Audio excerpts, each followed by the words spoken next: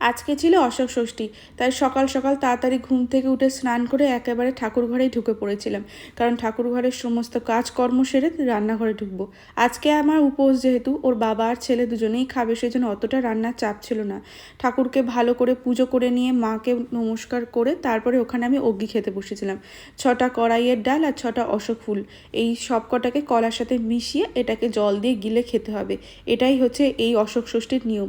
আমার মতো এরকম তোমাদের কার কার নিয়ম আছে আমাকে কমেন্ট করে জানিও, কারণ সবার তো সব নিয়ম এক হয় না, সেই জন্যই বললাম। তারপরে আমি আজকে সারাদিনে ঠাকুরের ওই ফল আর মিষ্টি খেয়েছিলাম। এই মিষ্টিটাও ঠাকুরের মিষ্টি, একটু খেয়ে জল খেয়ে তারপরে রান্নাঘরে গিয়েছিলাম। সারাদিনটা বড্ড বোর লাগছিল। সন্ধেবেলা আজকে ভাই আর বলল যে আজকে দিদি মুভি দেখতে যাবি, যেহেতু মুভিটা আমাদের সেকেন্ড টাইম, তাও দেখার লোভটা তো ছাড়া যায় না, কেন এত অসাধারণ মুভি হয়েছে। আর কোন মুভির কথা বলছি সেটা তো আর তোমাদের বলার অবকাশ রাখেই না। ওই ফাইনালি মুভি দেখা হয়ে গিয়েছে আমার।